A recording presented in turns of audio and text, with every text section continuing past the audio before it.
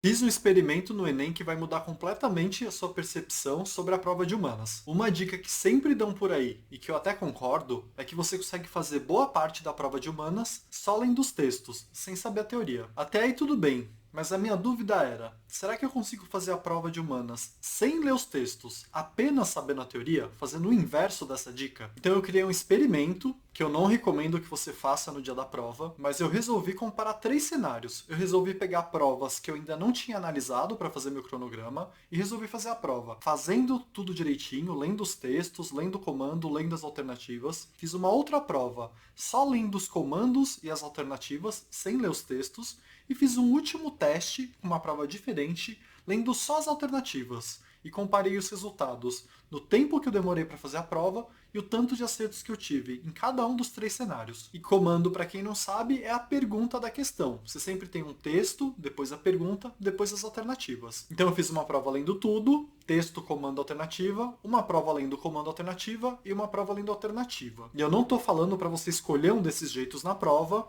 mas o que eu estou te falando é que depois de fazer esse teste, eu tenho algumas conclusões que vão te ajudar sim a melhorar tanto o número de acertos como o seu tempo no dia da prova. E aí eu vou te mostrar o resultado do experimento agora, depois vou te falar como fazer questões sem precisar ler o texto e vou te dar vários exemplos. E por último eu vou te mostrar como eu faria a questão sem nem precisar do comando. Então vamos colocar os três cenários aqui. A primeira coisa que você precisa entender é que no cenário que você lê o texto, você tem muito mais informação para responder a questão. Você tem as informações dadas no texto, você tem a teoria que você já estudou na vida, e você ainda pode usar a lógica para te ajudar a responder algumas questões. Já no cenário sem o texto, você perde boa parte das informações que você tem para responder questões, mas você ainda tem a teoria e a lógica para tentar te ajudar. E no último cenário, que são só as alternativas, você tem que fazer puramente por lógica, e aí é que a gente já entra no chute. Então, agora que você já entendeu os cenários, vamos para o resultado do primeiro teste, que foi fazendo uma prova que eu ainda não tinha analisado, mas lendo tudo direitinho.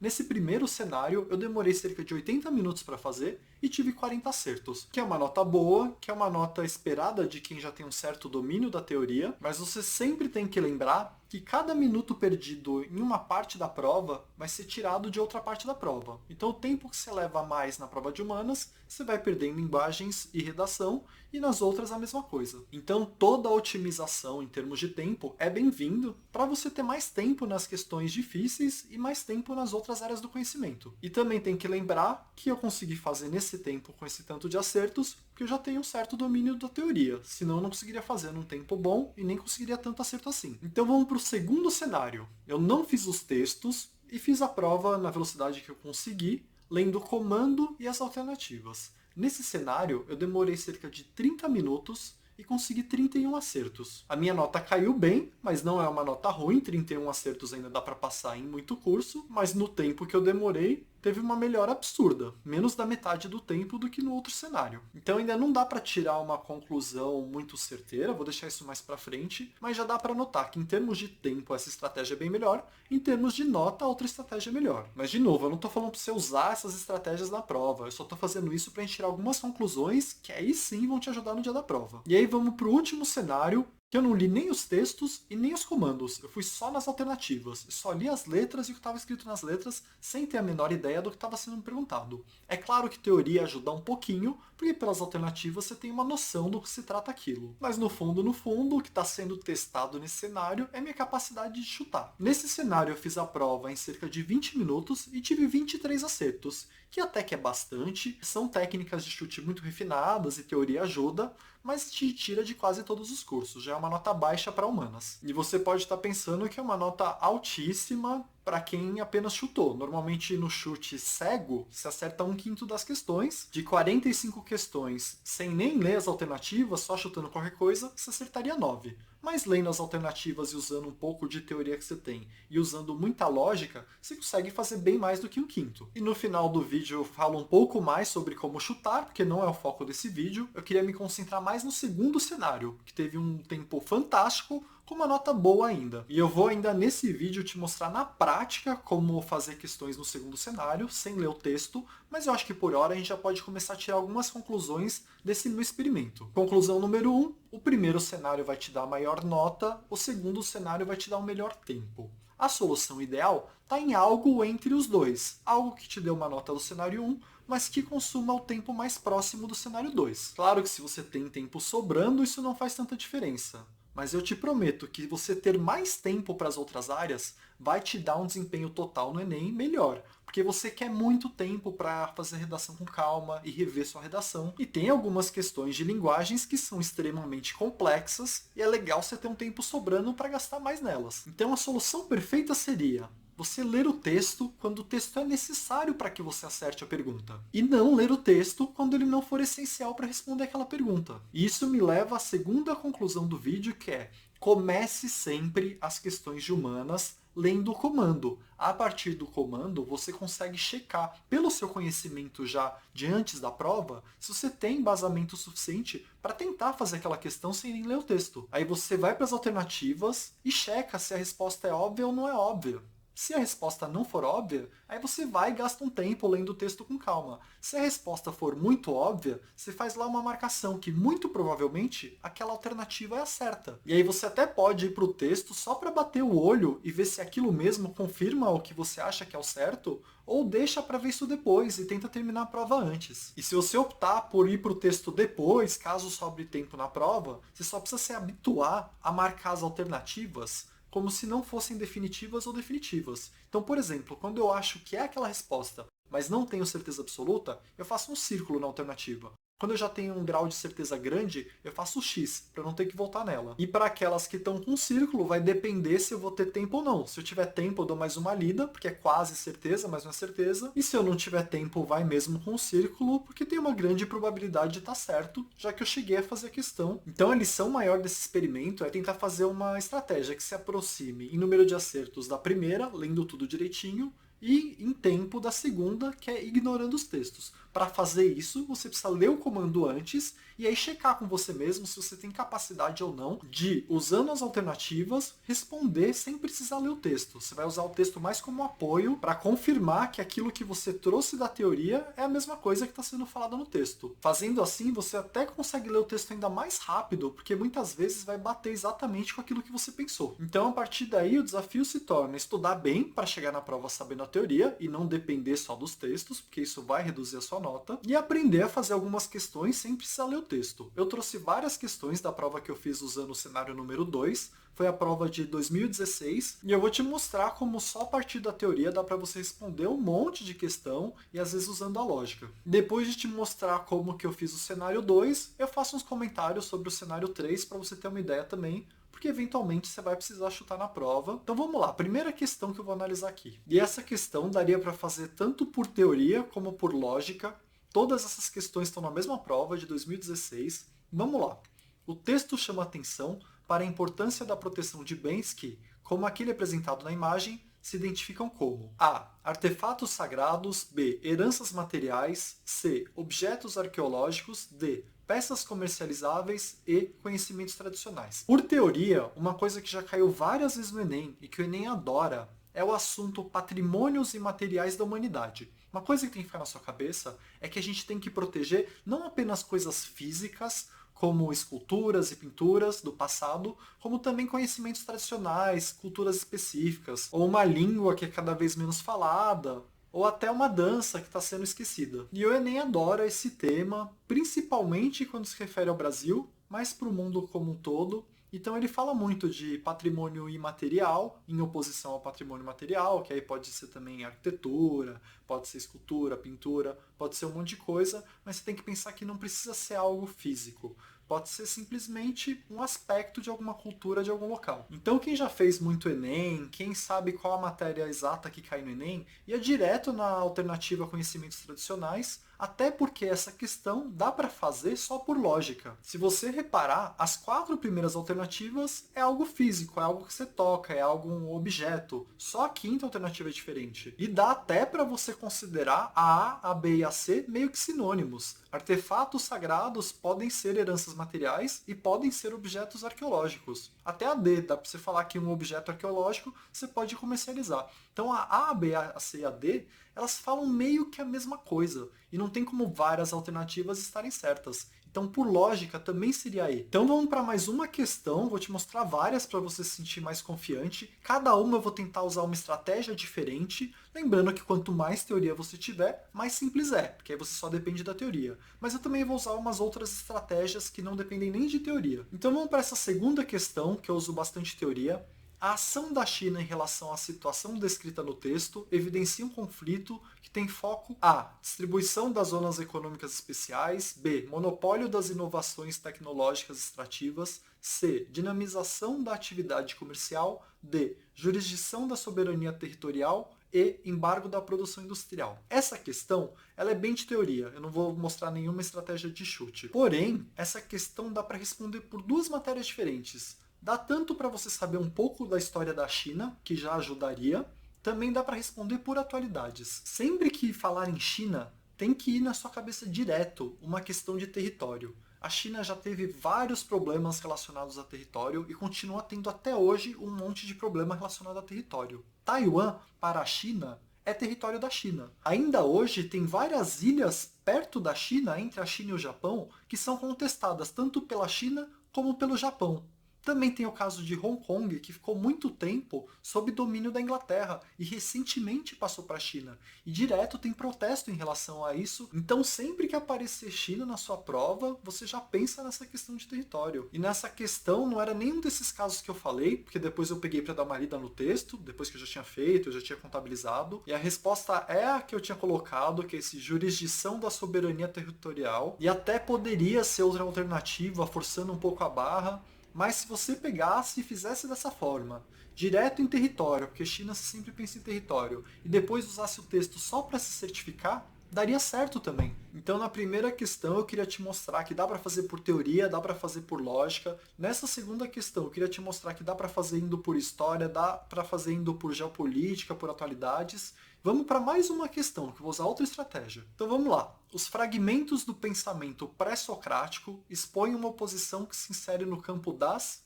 A. Investigações do pensamento sistemático. B. Preocupações do período mitológico. C. Discussões de base ontológica.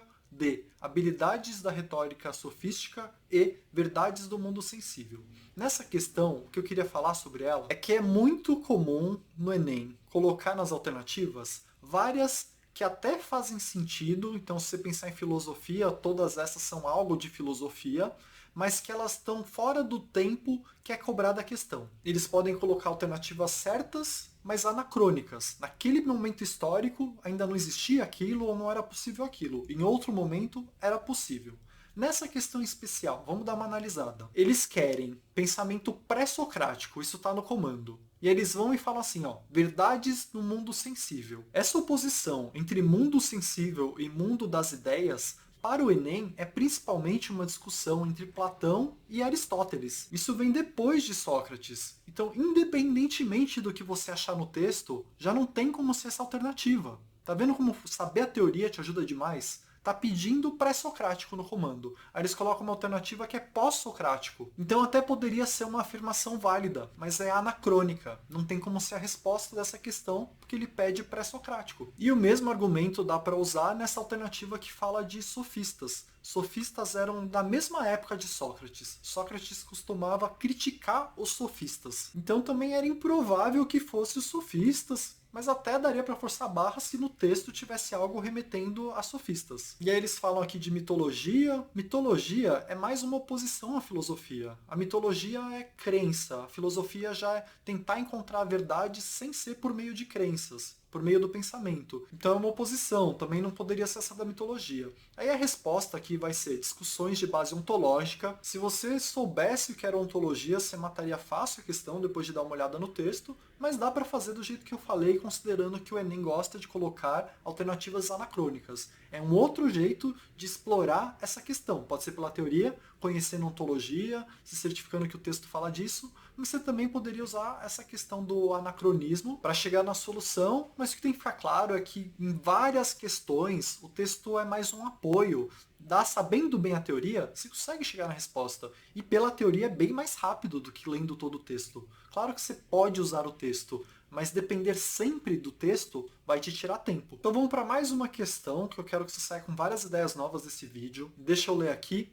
O texto apresenta uma interpretação da modernidade que a caracteriza como dinâmica social contraditória, interação coletiva harmônica, fenômeno econômico estável, sistema internacional decadente, processo histórico homogeneizador. E antes de analisar, isso você tem que acostumar a fazer sempre. Se uma alternativa é absurda, você já ignora ela para sempre.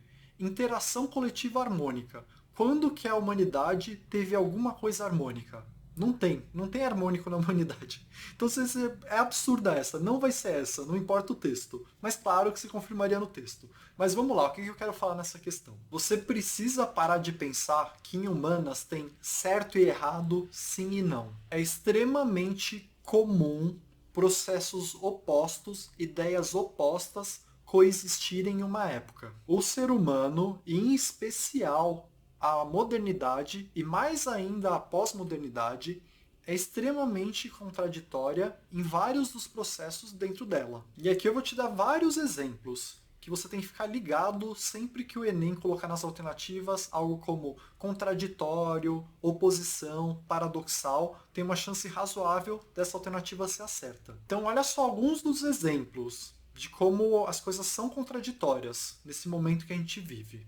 A gente tem tecnologias novas. As tecnologias, elas sempre podem ser usadas para o bem ou para o mal. Então, por exemplo, você tem energia nuclear. Você pode tanto usar para dar luz para o mundo inteiro, como você pode fazer bombas atômicas com ela. Você tem a internet. Você pode educar o mundo inteiro com a internet, como você pode usar para ficar fazendo propaganda falsa e deseducar todo mundo. Você tem o celular, que você pode fazer praticamente tudo com ele, mas você pode ficar viciado em celular e não fazer absolutamente nada da sua vida, porque está o tempo todo no celular. Você nunca teve tanta informação disponível, mas você nunca teve tão perdido em relação ao que é importante ou não, o que é verdadeiro ou não. Você pode usar genética para curar um monte de doença que não tinha cura até um tempo atrás, mas você pode usar genética para fazer um organismo novo que pode ser prejudicial à humanidade. Então coloca na sua cabeça que as coisas são cada vez mais contraditórias. Isso tem que chamar a sua atenção. Se tem uma alternativa com a palavra contraditório, oposição, paradoxal, tem uma chance razoável de essa ser a certa.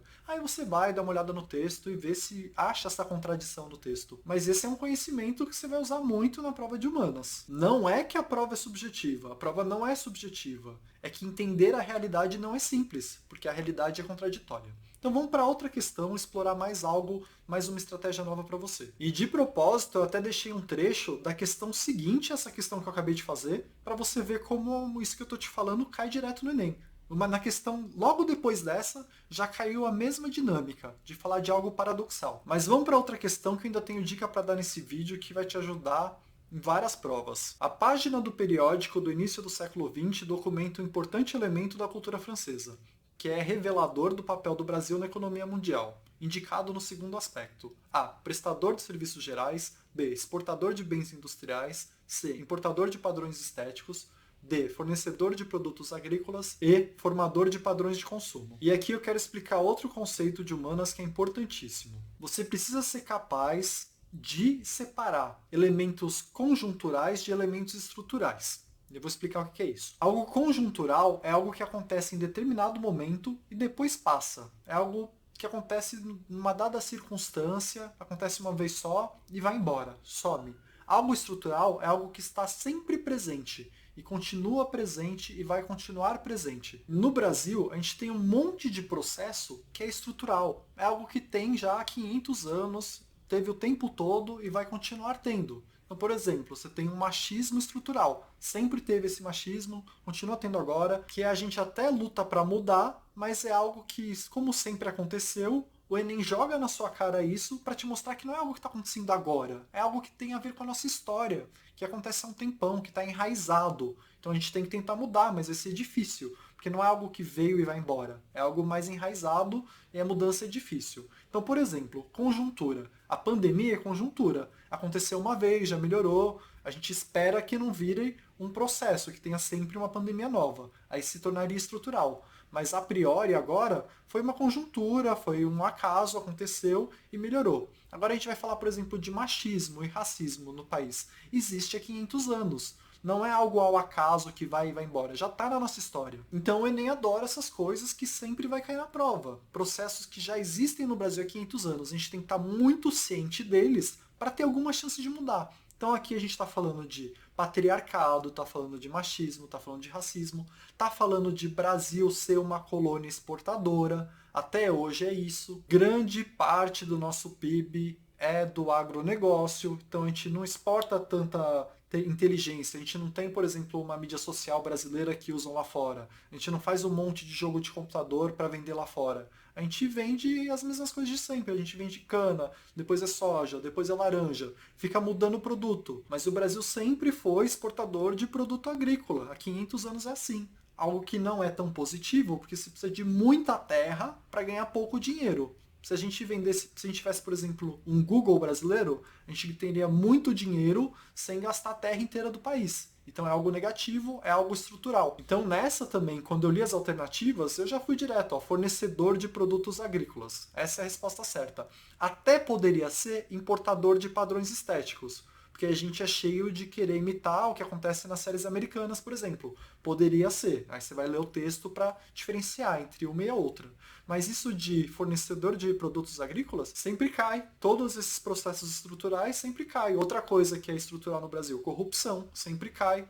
Vai ser difícil mudar. Não é um governo ou outro, são todos os governos. Então você precisa saber diferenciar o que é estrutural do que é conjuntura e saber os principais para o Brasil, os principais estruturais, porque é algo que já tem há 500 anos. Nesse momento a gente já deveria saber criticar isso, pelo menos. Então eu te dei um monte de dica para você conseguir fazer um monte de questão sem ler o texto, mas você sempre pode ir no texto caso tenha dúvida. É só um jeito de ganhar tempo. E eu fiquei de te falar de como fazer sem nem ler o comando, só lendo as alternativas. Para isso você tem que começar a melhorar as suas técnicas de chute. E como esse vídeo já está super extenso, eu vou deixar aqui o link para outro vídeo que eu exploro só esse assunto, como chutar na prova de humanas. Então por hoje é isso, obrigado.